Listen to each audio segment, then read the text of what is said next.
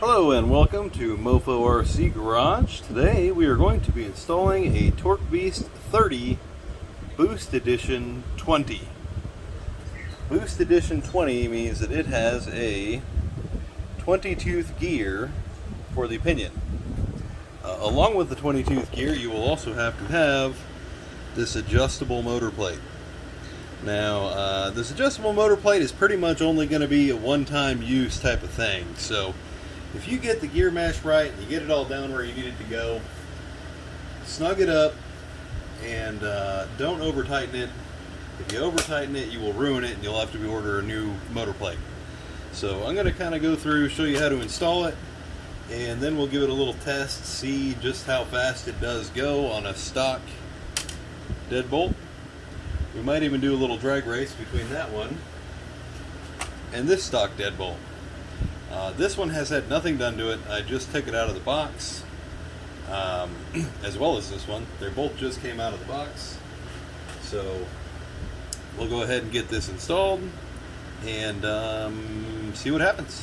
Now there is going to be a torque decrease in this motor due to the larger size of the gear. So when you double the size of the pinion gear, you almost lose half of the torque of the motor. You will gain twice as much speed but lose half as much torque. So we'll see what it does, how it does, the performance of it, and just kind of check it out in general and go from there. I'm also going to show you the proper way to set the gear mesh on these. I've removed the transmission already. To do that, I just went ahead and removed the battery tray from the rig, and then once you get the battery tray out, there is one small screw on top right here,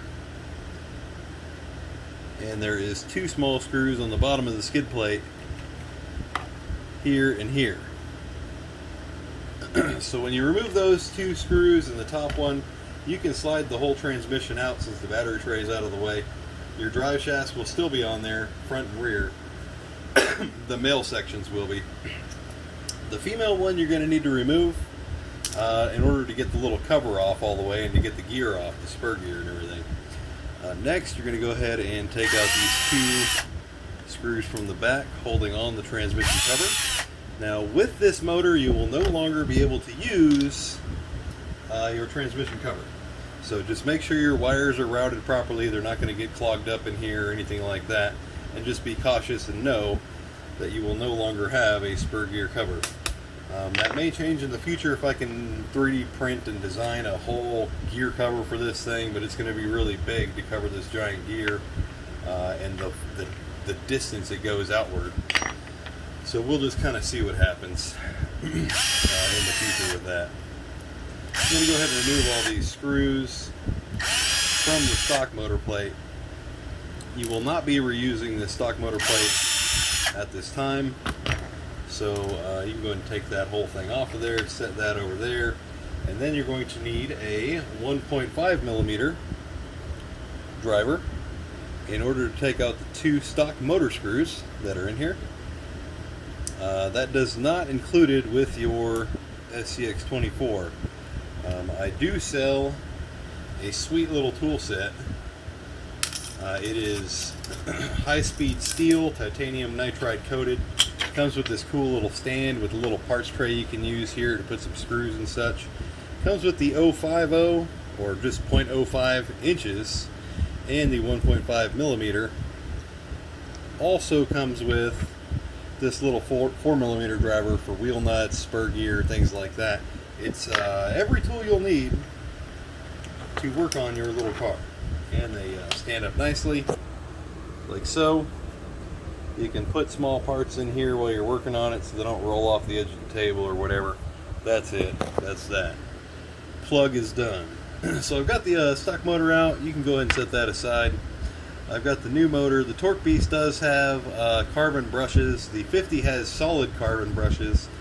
The 30 has copper/carbon alloy brushes, which for whatever reason is supposed to work better in the 30 than it does in the 50 with solid carbon brushes. I don't know the whole technicality on that, but they explained it to me as that route to go was the better way. we're going to go ahead and just set this on here, stick the screws in, and the holes may be a tad bit small for the screws, so you may have to wiggle them in there, or just get them started, or you can you know, do whatever you like. I'm going to go ahead and use a drill. Don't ever use a drill. Just got to get those started.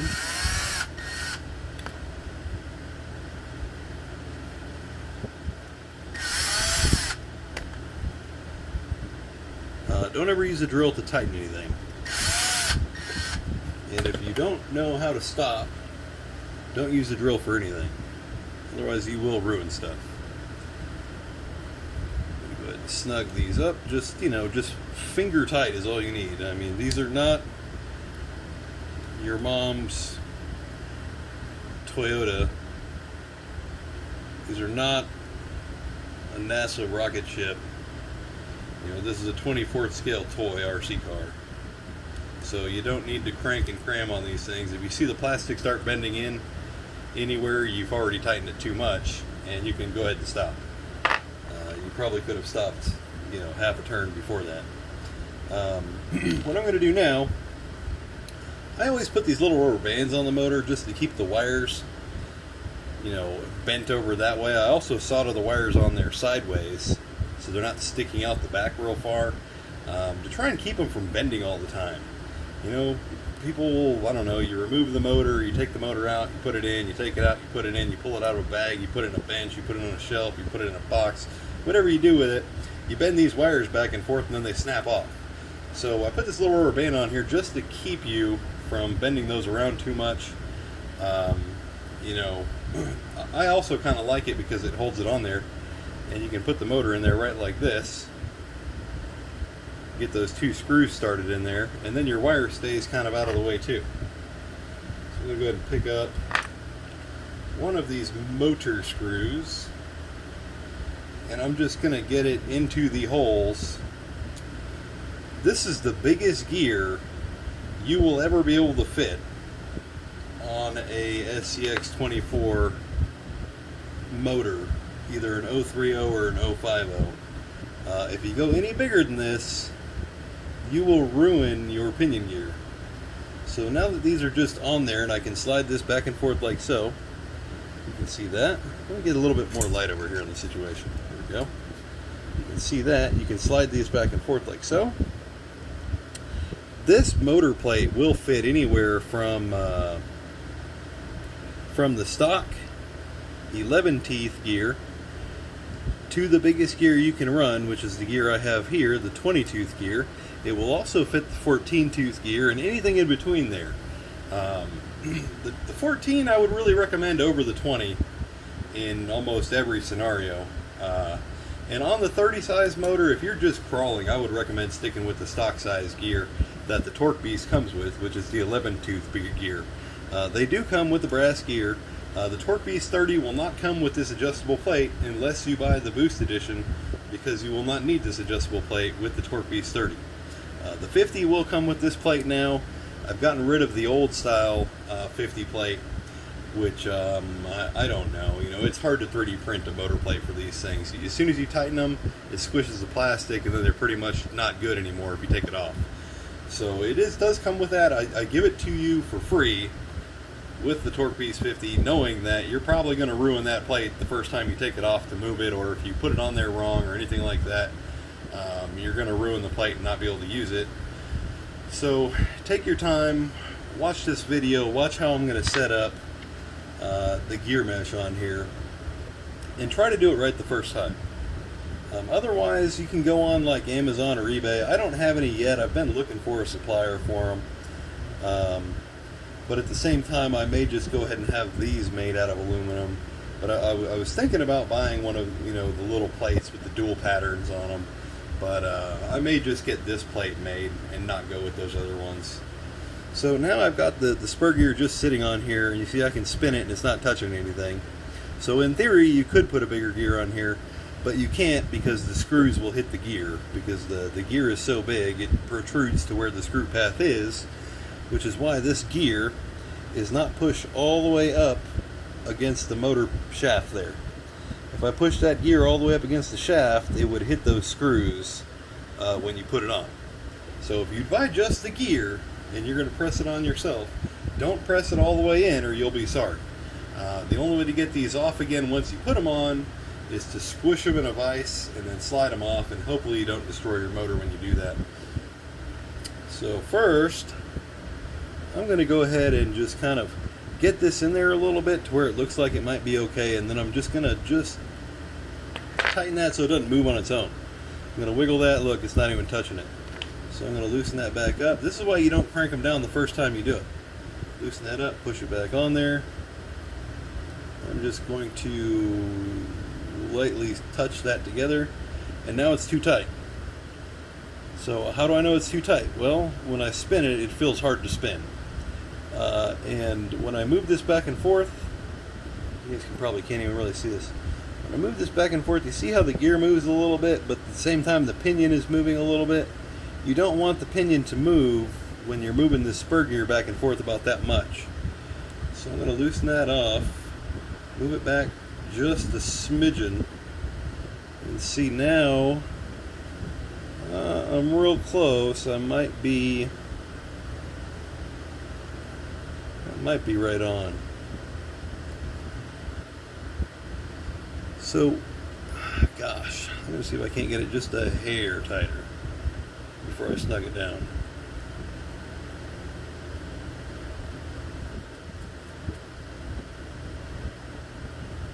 No, it's too tight again. Don't let anyone ever tell you this is easy. It is a bit of a chore.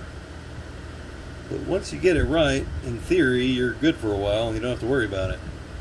Okay, so you can see I've got this on where I want it now. You can see I can move this gear just barely without the pinion gear moving at all. And you can feel it. Now, I can't tell you how to feel it through a camera, but you see that tiny bit of movement between the gear teeth as I wiggle this spur gear back and forth. And you can do the same thing with the pinion gear, but you're not going to be able to feel it very well because the pinion has the magnetic tension on it. So you want to be able to move this just a little before the pinion gear ever touches the spur gear. Now, if you start spinning it, and if you can hold this and don't grab it and turn it, but hold this and move your finger across that, and you see how my gear is still not moving? If this gear started moving and went krrk, krrk, krrk, I would know I'm too loose because it's going to strip out this gear. This is just pretty much perfect right here. So what I'm going to do is I'm going to take off my spur gear that I never tightened on. Now I can tighten this gear, this screw that's underneath it. I'm just going to kind of lightly snug that. This little motor's not going to go anywhere. I promise you. The motor's not going anywhere. You don't need to crank these things on tight. When I say lightly snug, I'm talking like, I don't know, millimeter pounds, not inch pounds, not foot pounds, like millimeter pounds or something. Hardly nothing. So now I've got this exactly where I want it, how I want it. So I'm going to go ahead and get my handy dandy trusty Mofo RC nut driver, put that nut inside there, and tighten my spur gear on. Make sure you get the spur gear on in the correct orientation. You can put the spur gear on backwards. So if you, let me try and find one real quick, hang on just a second. If you get a spur gear and you put it on where you think it's good or whatever, and let me see where it is. Oh, I've got one somewhere around here. There we go. So here's a spur gear. There is a protruding side. You see that little nub sticking out on the top here? That little nub is the inner part of the spur gear. This one is almost flush. That is the outside. Inside protrudes, outside almost flush. So what I'm going to do now, I'm going to go ahead and put the motor and transmission back into that deadbolt, and then we'll test everything out.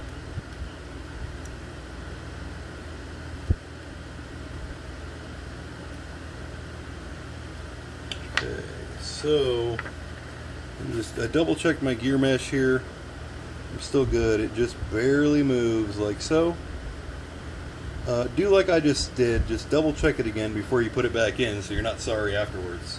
Now I can put my front drive shaft back on. And that's just one of these tiny little screws. Little 5mm long, 1.4mm screws. Oh, that's the back one. There we go.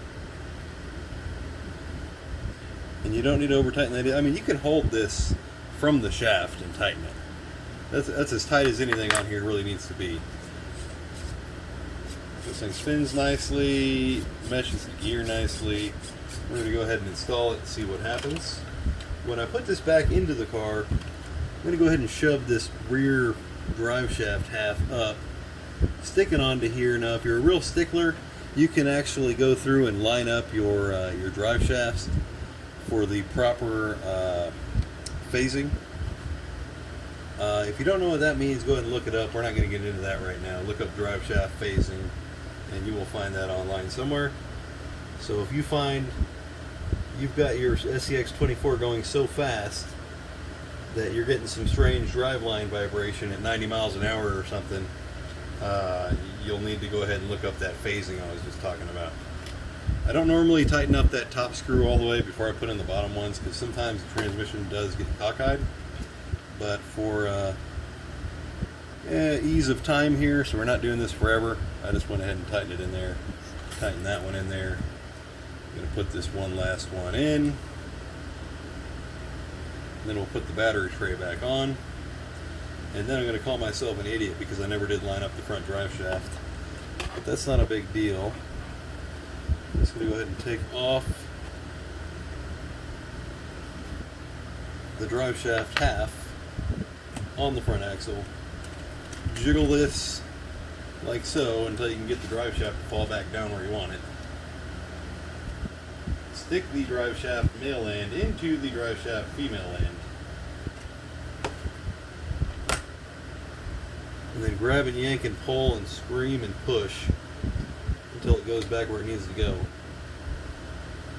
Make sure it's lined up first though. Like that.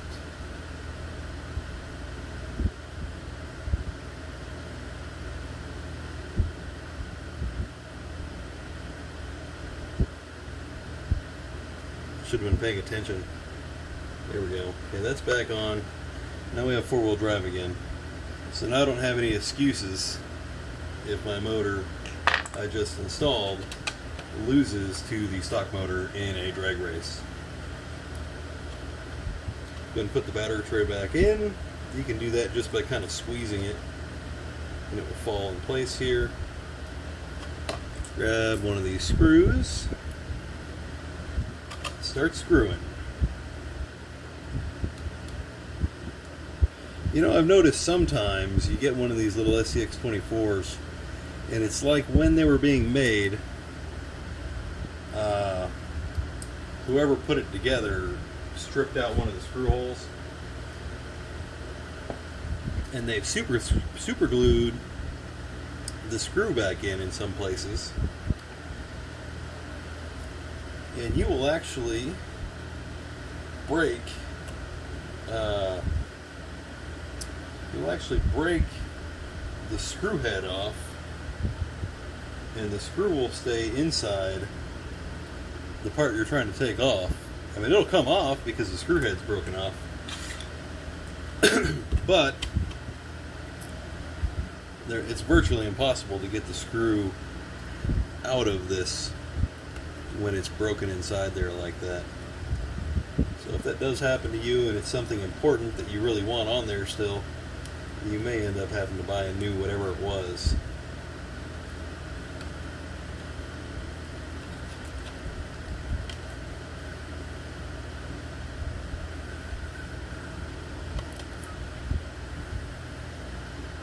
And these do, I mean, look at this.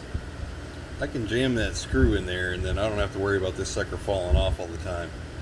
It is real nice and handy to be able to do that. So if you're looking for a real good tool set for a good price, 20 bucks. I mean, free shipping, 20 bucks, you can't beat that.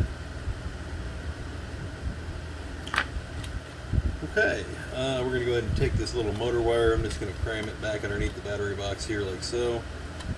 Run it up, around, over, under, behind, and then above.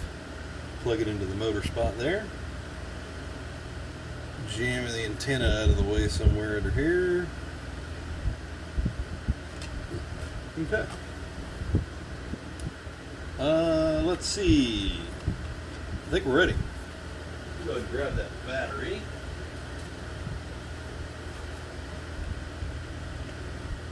Okay, this one sophisticatedly numbered and labeled red. Go ahead and turn that on. Plug in my battery. Well, look, the on switch is already on. It's convenient. If you do ever have to rebind one of these, it's very simple.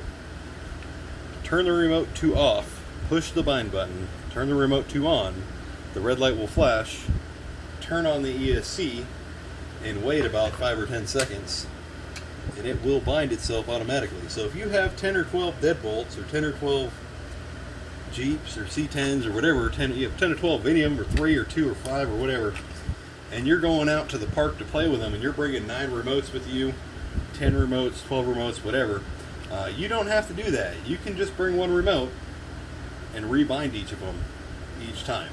You know, it takes 3-4 seconds. It doesn't hurt anything. You're not going to ruin your SCX24. You're not going to ruin your electronics. You're not going to ruin anything doing it.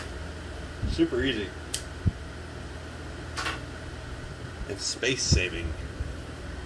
Okay, steering works. How are we on center? We're not center. Let's go ahead and try to center that a little.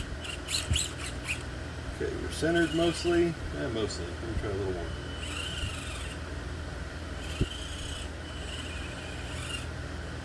You will notice these brass pinion gears are a little bit noisier than the plastic ones because now you have metal rubbing against plastic instead of plastic against plastic.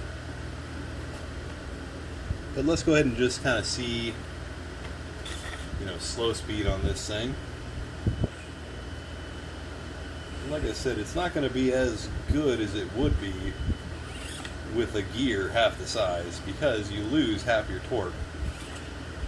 But it will go slow. It's definitely not a Furatech system, but it will go slow. Slow enough to crawl. I mean, you can crawl decently with that all day long. And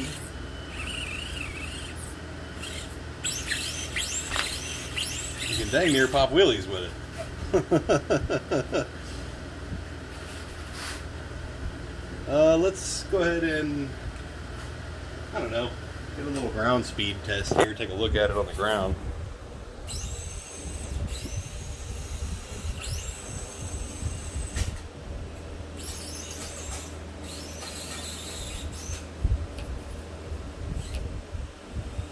I'll try to drive this with one hand as best as I can. Oh, I can't get over it. Hit the gas!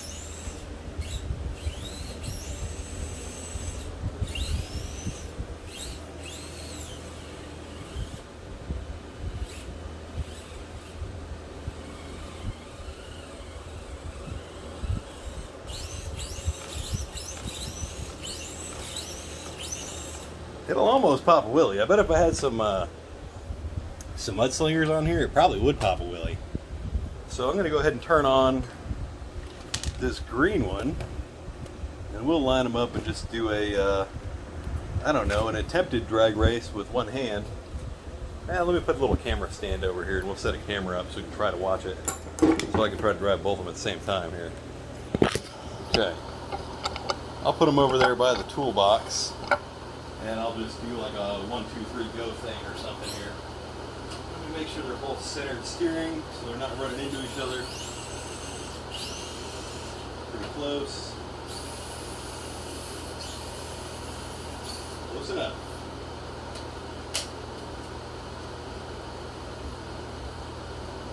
Alright, we'll put red in the this lane choice here, I suppose. green over here in that one.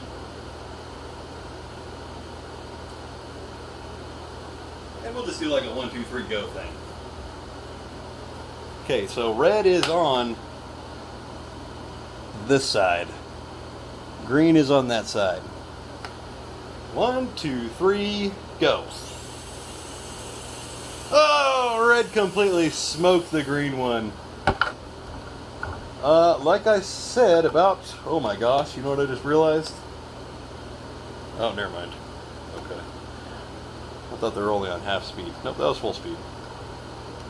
I think. Let me check. Yeah, they're both high speed. Okay. So for congruency, we'll try one more run. I don't even know if congruency is a word.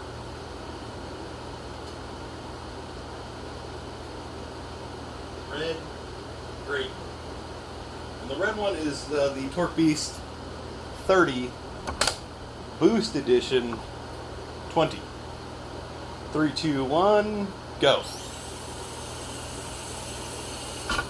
So, about twice the speed. You know, I think it's 90%, something like that.